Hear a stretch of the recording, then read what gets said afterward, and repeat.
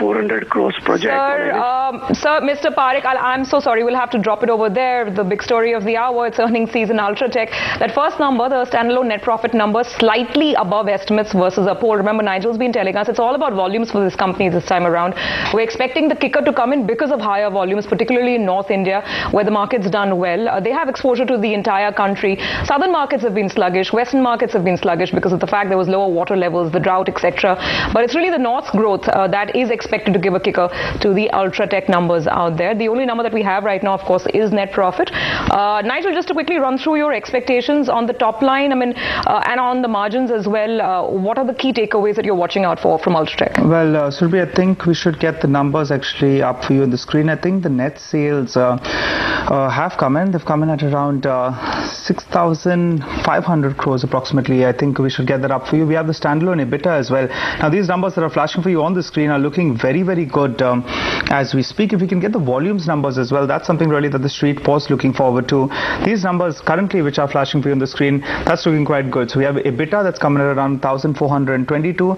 So that as well is appearing a tad bit better than what we were estimating. Remember, we were expecting margins to come in at around 21.5%, and it appears that it's come in a tad bit better than what we were estimating. So these numbers are looking good actually. So it'll be the bottom line as a beat, the EBITDA as well as a beat, and I think we should get the top line numbers as well. I think there is some regrouping actually that has come into these numbers. So let's get some of those numbers up for you. We got the EBITDA margin that's coming at around 22.8%. Need to check whether or not it's because of any kind of change of accounting strategy, but what we have those numbers for you. I can read out some of the details from their press release. On a standalone basis, net sales 6182 crores as compared to 5948. I do not have a volume number. I can give you the outlook. Of course, there's a corporate development. They're talking about the scheme of arrangement between JP Associates, JP Cement, etc., and the identified plants in Madhya Pradesh, Uttar Pradesh, Himachal Pradesh, Uttarakhand. So that's the total capacity of 21 million tons that's been added. That we already know. That's an event that's happened in the quarter gone by. The outlook, more importantly, during the year, cement demand is expected to grow around 7%, given the government's focus on infrastructure, the housing sector, smart cities, etc. So I have an outlook, but I don't have the specific volume number as of now, Nigel. The volume number really is going to be the one, Survey, that we have to watch out for. Just looking at this, the numbers, it appears there is some regrouping. So even on the top line, the numbers are a tad bit lower. So there appears there is some kind of change in accounting policy, and that's why the company has adopted the Indian accounting standards. That's what we're seeing with a lot of companies play out this time. So therefore, there is a slight variation and a restatement of accounts. So that has happened from the 1st of April 2016, and the figures for the previous quarter, the previous June quarter 2015, have been restated. So maybe that's why there's a little bit of an optical change in the numbers. That's right. So these numbers, remember, they're looking good, but their entire EBITDA per ton, etc., should go out. Please remove that. Actually, it's not 1,422 per ton. That number up for you. I think the absolute numbers are around 1,422. So we just compare the numbers on the top line. It appears it's a small miss in comparison to what we were estimating, but that's not really the case, because I think it's because of the new accounting policies. That's why we're seeing that the margins have come in a tad bit better. I think these numbers are more or less in line with what the street was estimating. Even the bottom line, 7,557 crores, that compares with our reading of around 740 crores. So it appears these numbers are more or less in line. A small miss on the top line. Margins appearing better because they've adopted the new accounting policy, and we're still waiting for the volumes number. We were estimating a number of around 13 million tons. That would mean a growth of close to around 5% or thereabouts. Well, let's get in an expert then. We have Siddharth who joins us from Angel Broking. Siddharth, how do the numbers look? They're looking more or less in line or a tad bit better? Yeah, in fact, on the top line front, if you see, it has been more or less in line with what we were estimating. But on the margins front, it seems a little better than what I was estimating. So possibly, there would have been some kind of an operating leverage that should have played in. Right. So, and even on the bottom line front, it has been little ahead of what I was expecting for this quarter. So possibly, it is again a factor of operating leverage as well as for the input cost. It could have played out. I need to see the details for the volume, but apparently it seems that good set of numbers again for Ultratech. All right, what kind of volumes were you factoring in, Siddharth? Yeah, we are expecting the same 5 to 6% kind of volume growth because, first of all, during the starting of the quarter, it had picked up for the industry, but later part we saw that prices also moderated and also volume had started kind of tapering. So I think one should be satisfied with 5-6% kind of volume growth in the intermediate period. So, Siddharth, I'll throw in some more figures, and I'm talking from the restated accounts where they've restated 2015 as well as per Ind AS. Some of the internals and how they're paying out, how they're playing out. So the tax expense for the company has gone up in this quarter from 240 crores. It's gone up to 342 crores. That's a significant 100 crore increase in the overall tax expenditure. Some of the other details, the other income this time around also higher by a little over 40 crore rupees. Other income at 150 crores versus 117 crores. So, I mean, the higher tax with the regroup numbers, does that come as a surprise, or is that something you were factoring in? See, it appears on a little higher side, but I would not read much into that because if as long as kind of your margins on the capital level has been decent enough, then I don't think that that is a tax would be a big concern because at the operating level, if you see, I mean they have been really delivered decent number at the EBITDA per ton level or maybe EBITDA margins front level. Sure, I'll give you the power. I'll give you the power and fuel breakup as well, and then do give us your outlook on how those inputs will move. Right now, power and fuel costs have gone down. We're talking 923 crore rupees compared to what was almost 1100 crores last year in the same period. Do you expect that kind of a kicker, that kind of a tailwind to keep coming in from the power and fuel component? See, incrementally it may not happen going ahead. The reason being the kind of low cost we saw in the power and fuel for last 1 year because of lower crude oil and which was again impacting your overall input cost. That may not play out for the entire year, but one good thing is that now prices has kind of started at least stabilizing at a decent level for the realization I'm talking about. So as a percentage of kind of to sales, it may not really be on a negative side. So more or less, I will say that power and fuel cost will not add to the margin, but it will be more or less it will remain on a static note going ahead. So large part of the benefit seems to be now flown in as far as this input cost in the power and fuel segment is concerned. All right, Siddharth, just hold on to that thought. You just look through the numbers. We're going to come back to you right away. But let's get in Prakash Diwan as well. Prakash, it appears the numbers actually, it's a bit regrouped. So even in the same time last year, if I just take those numbers, the last year's margins are showing a better reading by around 30 to around 40 basis points. And even this time around, we have gotten margins of around 22.8% or thereabouts. So that as well is better than what we were estimating. What's your initial take, Prakash, on the numbers? The stock is still holding up in the green on the back of that margin improvement, I think so.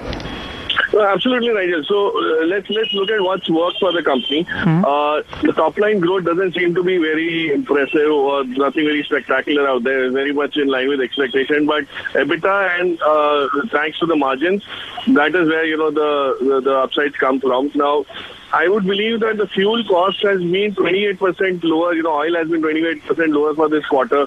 That is something which would have directly flown into, reducing fuel costs. Power also has been very benign given the excess supply in some of the pockets that this company operates in, and their PPAs are very favorably placed. So my sense is they have got that operating leverage advantage because of these two components. And going forward, I would believe that the next big trigger will come from increase in prices because that's not yet happened. We are still going through a stage of demand pickup, which is very initial in terms of that whole cycle.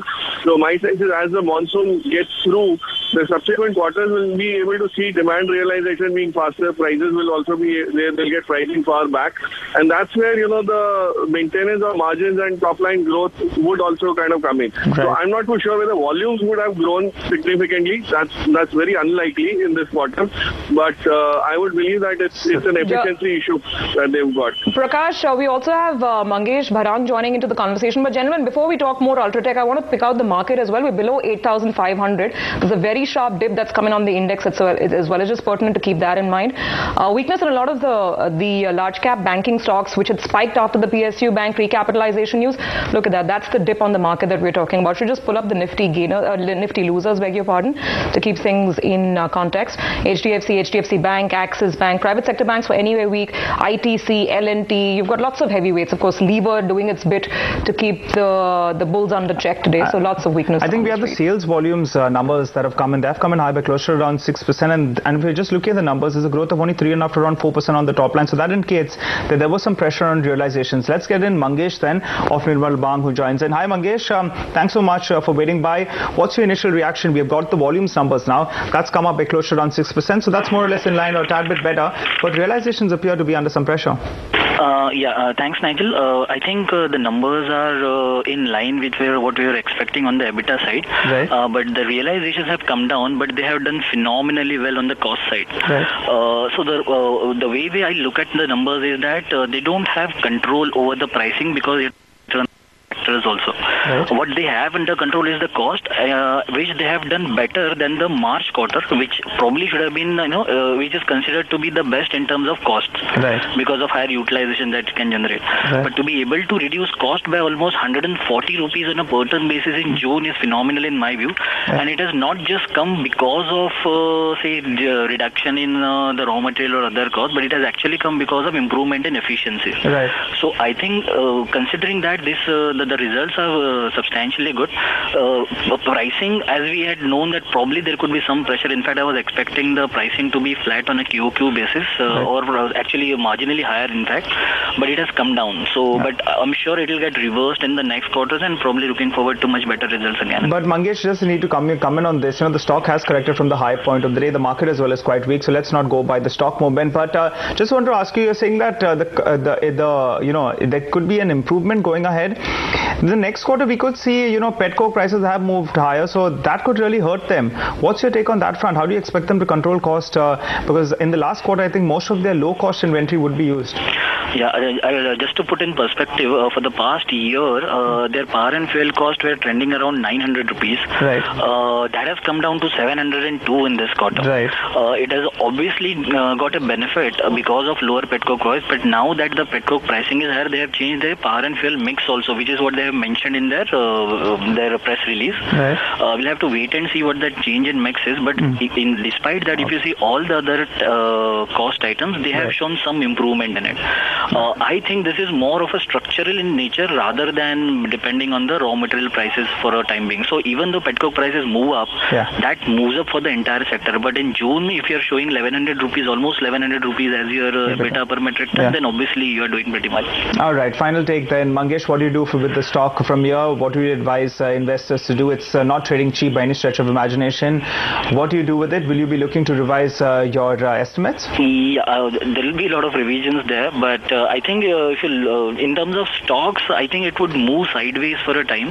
The overhang of the acquisition related cost being put on the Ultratech in numbers in this year probably would be there for some time, which is a medium term concern for me. However, if I am a long term investor, the Ultratech is probably going to report the highest volume, higher than industry volume growth for the next 2 to 3 years. So obviously I'll stick to it. But in the target price, the current target price is closer to 3,400, which I have not revised yet. All right, thanks so much, Mangesh, for joining, and let's get in Siddharth's closing comments as well. Siddharth, what's your take? What do you do with the stock from here? What's your current target price? Will you be looking to tweak it?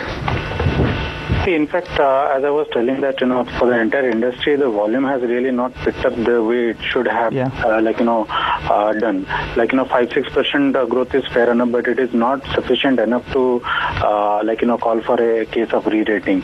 Now, again, another factor is that, your price relations has been under pressure after some improvement. So I think that, it would be too early to call for a re-rating in the stock. But what even I believe is that anybody with a very long horizon should have this stock in the portfolio. But this stock is already trading at above our target price of 3160 that we had mentioned last quarter. And since then we have not really revised, because as even the other speaker was saying that this current acquisition also may not be EPS accretive. As we know, it would be kind of dilutive in the near term. So there are certain hangovers in the stock, and possibly this can be a good buy on declines, but not at the current level.